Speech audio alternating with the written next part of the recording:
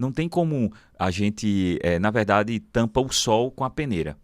Porque diz, olha, a atividade do advogado ela não pode ser mercantilizada. Mas todo advogado sobrevive do seu escritório.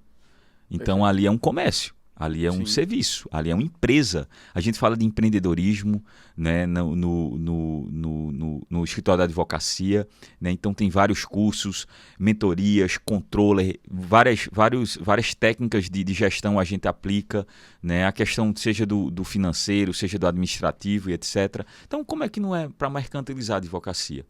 Né? Quando você tem dificuldade de fazer sua comercialização, sua divulgação, né? Então a forma também de você se portar, ou seja, são várias travas para você não ser visto. E quem é advogado que está começando, fica ainda muito pior. Porque quando você é conhecido, Difícil, né? Muito já é difícil. conhecido. Quando você não é, você aí vai ter que construir. Hoje, diferentemente da minha época, quando eu comecei na advocacia, já melhorou. Já pode divulgar no Instagram, já pode patrocinar, mas aí você patrocina e não pode dizer, me contrate. Não. Aí você vai dizer, olhe, procure o melhor advogado de sua confiança, porque o direito tributário, o direito empresarial, ele é fundamental para a sua empresa. Aí quem está assistindo vai dizer, amigo, eu estou vendo ele falar. Ele é advogado, ele explicou o assunto. Tá mandando contratar... Aí ele está mandando eu procurar uma pessoa de minha confiança, entendeu? Obviamente, essa pessoa vai procurar você. Aí me diga uma coisa, pessoal. Qual é a lógica nisso? Não tem. Não tem a menor lógica. Quando eu comecei na advocacia, e aí você tem uma visão mais romantista e muitas vezes inocente, porque algumas pessoas passam isso para você, e me diziam, Fernando, é porque... Isso é da OAB, né? As pessoas que estavam ali em volta da OAB, quando eu sempre fui questionador, Fernando, é porque se for permitir uma publicidade, vai ser ruim para o jovem advogado. Porque o jovem advogado não tem condições de contratar, um exemplo, a rádio, a TV, um outdoor, que naquela época eram as formas mais usuais de publicidade. E nesse caso, o advogado está começando e ia ser engolido por essas plataformas dos grandes escritórios. Aí o que é que eu pensei? É verdade. Meu Deus, como vocês são bonzinhos. Muito bom. Graças a Deus que tem vocês aí. E aí eu fico mais aliviado. É isso aí. Aí você vai passando um tempo. Aí você vai olhando o sistema. Vai olhando como é. A história da água só corre para o mar. E aí eu disse, amigo, isso não favorece a jovem advocacia, não. Isso favorece os grandes escritórios. Por quê? Os grandes escritórios, eles já têm as divulgações deles. Fechada. Sim. Fecha um restaurante, bota vários potenciais clientes, paga a conta e faz ali o retorno, a venda do serviço, Sim. entendeu? Ou então vai para um programa de televisão, ou vai para um programa de rádio, porque tem os contatos, etc. e tal, e o jovem advogado não. Então, hoje, o advogado que está começando, que tem a possibilidade de entrar na internet, o custo é bem menor. Com certeza. Mas ainda a gente precisa ter uma visão muito mais agressiva de mercado, entendeu? Eu sou a favor de uma visão mais agressiva. Né? Depois eu tenho a visão de quando você começa, quando você não tem cliente, quando você tem pouco cliente, quando você tem muito cliente, quando você é um advogado que ainda não é bem sucedido, quando você é um advogado que é bem sucedido. Eu tenho a visão de dentro da OAB, eu tenho a visão de fora e não tenho dúvidas. Tem que mudar radicalmente esse código de ética e essa parte de publicidade. Então a dificuldade hoje de qualquer advogado é essa. É de você se firmar no mercado, conseguir seus clientes, conseguir ser visto. E detalhe, não adianta você ser visto, você tem que ter o seu brand, você tem que ter qual é a sua marca. O cliente olha para você e ele vê o que em você? Ele lembra o quê, né? É um advogado responsável, bem-sucedido, entendeu? É capaz de resolver o problema dele, que ele vai estar tranquilo. Veja, ele lhe procura porque ele tem uma dor. Você vai resolver essa dor dele? Então ele tem que estar muito crente. Você não pode garantir êxito. Mas você tem que mostrar que você vai fazer o máximo possível para resolver o problema dele. Chegar lá. Então, se você está reclamando, não estou com cliente, amigo, então comece a ser visto. Seja na rede social, seja nos eventos. Muitas vezes as pessoas, não, mas eu não tenho tempo, eu prefiro estar aqui estudando em vez de estar ali numa situação interessante. Veja, eu costumo, todos os locais que eu vou, sempre de ligar para os jovens advogados, para aquelas pessoas que estão começando, ou aquelas pessoas, né? Para incentivar, irmão, vamos comigo ali, tem um evento interessante. Ali está fulano de tal, tem um empresário conhecido, tem um político conhecido, ou seja, tem pessoas formadoras de opinião. Tem que estar sempre em movimento, né? Vamos comigo? Então, eu estou abrindo a chave, possibilitando para que a pessoa entre. Porque eu acredito que você só cresce na vida se você ajudar outras pessoas. Eu nunca vi ninguém na vida crescer sozinho. Então, desafios do início da advocacia são vários. Captação, fazer um contrato de honorários, porque você não sabe ainda o parâmetro, mesmo com a tabela da OAB, técnicas de negociação, porque o advogado ele vai negociar, primeiro ele vai captar, depois ele vai vender o produto dele, o serviço dele para o cliente, montar a proposta de honorários, aí cobrar o valor que vai ser pago, redigir a peça, dar entrada na ação, acompanhar o prazo, ir para a audiência, organizar o escritório, pagar as contas. Isso aí, uma pessoa só, no início, você aguenta. Resolve. Porque é um processo, 2, 3. Depois, amigo, você não vai aguentar. Detalhe, qual é a grande dificuldade da advocacia? A gente tem data para iniciar e não tem data para terminar o processo. Então, como eu sempre digo nas minhas palestras, 50 mil é muito dinheiro num contrato, é um bom contrato, na verdade. 50 mil é um bom contrato. 50 mil é dinheiro. Entendeu? Sim, 1.000 é dinheiro, 2.000 é dinheiro, todo dinheiro é dinheiro. Sim. Mas 50 mil é um bom contrato. 100 mil reais é um bom contrato. Depende. Um contrato que durou 10 anos, você cobrou 50 mil. Vai ser menos de vai ser, acho que é 400 reais, 500 reais por mês ou 300. Sem atualização, viu? Porque se você cobrou 50 mil, ele pagou 50 mil à vista, acabou, amigo. Você tem que botar nos seus contratos também correção monetária. Porque quando terminar o contrato, e a diferença? Os 50 mil não é o mesmo valor. Com certeza. Né? Então, assim, são várias particularidades que, infelizmente, não são difundidas e conversadas no dia a dia do advogado. Sim. Olha que eu rodo esse país, já fui para várias oficinas, workshop, etc. e tal. E essa parte de honorários, eu nunca vi ninguém falando isso que eu estou falando aqui. Perfeito. Então, o que é que você precisa ter no contrato de honorários? Tem que estar bem amarradinho. Muitas vezes o advogado tem tanta coisa para fazer que nem manda o contrato. E aí depois como é que vai cobrar?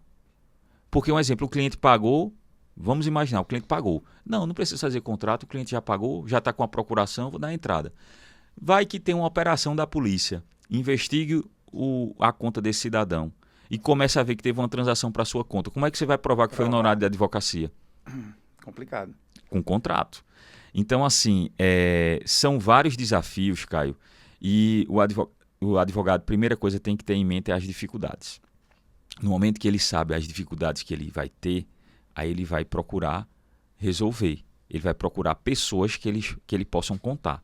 E aí, quando hoje em dia você vai na internet, tem mentorias, tem cursos de empreendedorismo, né? A parte de rede social que vocês fazem muito bem também, que é importante. Então, tudo isso aí aumenta o seu portfólio, dá mais estrutura para o seu escritório. Uma das coisas que eu mais invisto ultimamente no meu escritório é tecnologia. Né?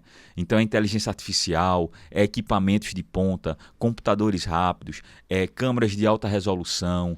Né? Então, assim, um ambiente convidativo. Meu estilo, cada um tem um estilo. Né? Meu estilo é mais um estilo moderno, minimalista, mas ao mesmo tempo sofisticado. Então, menos é mais. Perfeito. Entendeu? Então, assim, aí você vai dar a sua cara no escritório.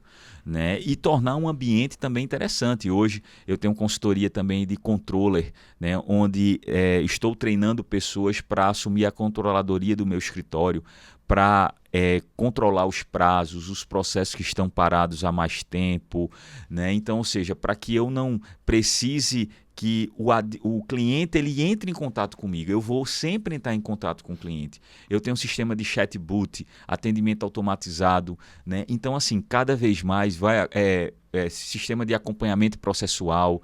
Então, meus processos, meus clientes são todos cadastrados nesse sistema de gerenciamento de processos. Eu tenho um outro sistema que é só de gerenciar prazo. Perfeito. Veja, eu tenho um que acompanha processo e prazo, mas mesmo assim eu tenho mais 2, na verdade, sistemas para acompanhar também publicações e prazos. Por quê? Prazo eu não posso perder.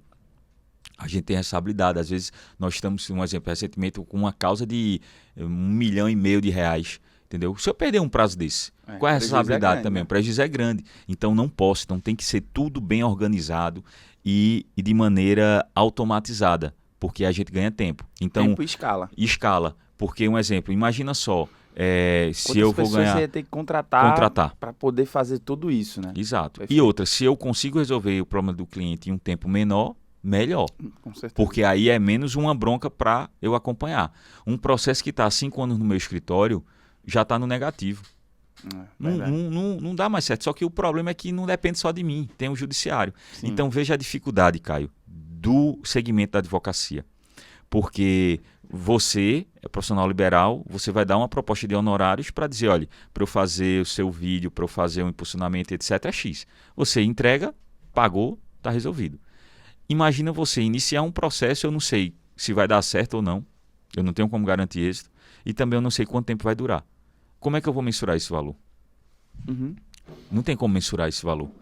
Né? Então, assim, aí a gente precisa entender o processo, ver a média de tempo e criar alternativas. Por exemplo, uma forma de você fazer a cobrança de honorários, os honorários que eu fiz, os primeiros, Sim. Contrato de honorário, prolabore antes e um êxito no final, certo? Perfeito. Mas hoje em dia tem, por exemplo, o timesheet, que você vai cobrar por hora de trabalho. Então, ou seja, você estabelece um mínimo, o piso e o teto. O teto. E aí, todo mês, você vai apresentar ao seu cliente um relatório das horas trabalhadas. Obrigado. É uma modalidade muito utilizada aqui na nossa região? Não.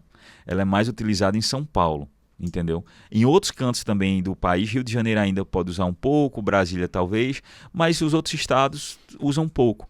Porque muitas vezes o cliente fica preocupado e vai dizer, certo, mas como é que eu vou conferir, saber né? quanto tempo o cara está trabalhando? Então tem esse problema. Sim. Mas quando ele trabalha pela primeira vez com um timesheet, ele não deixa mais essa forma, principalmente um advogado correto, né? Porque o advogado vai dizer, vai apresentar um relatório informando tudo que ele fez durante o mês e as horas de trabalho dele. E aqui, as horas. Quando ele vê que antes ele pagava 10 mil e depois pagou 5, muito melhor. Ele vai dizer, pô, gostei, entendeu? E aí o advogado pode dizer, certo, Fernando, mas se ele tinha condições de pagar 10, é melhor deixar um contrato de 10, em vez de chegar a 5. Certo, mas aí a gente vai para várias perguntas. Será que ele vai ter condições de manter esse contrato de 10 por muito tempo? Entendeu? Se é melhor um contrato de 5, mas sendo pago direitinho e durante todo o tempo, do que um contrato de 10 vai passar 2 meses, 3 meses depois, vai não tem mais, assim, né? Entendeu? Outra coisa, aquele cliente ali, já o cliente ele vai saber. Por exemplo, você cobrou 10 mil e não mandou relatório, nunca mais apareceu na empresa, ou só vai para tomar um café. Aí o empresário vai dizer, peraí, eu não vou pagar esse valor, acho que não precisa mais não. Agora, quando você trabalhou menos, mas aí o cliente pagou menos também, então ele vai dizer, não, vou manter, tá tudo justo, né? É o que eu tô pagando, tá dentro do meu orçamento, esse mês não teve tanto trabalho, no mês que teve mais trabalho, você vai ser remunerado proporcionalmente. O problema é que muitas vezes os advogados querem ganhar, os advogados não, mas em geral, né, os profissionais, querem ganhar muito, mas trabalhando muito pouco.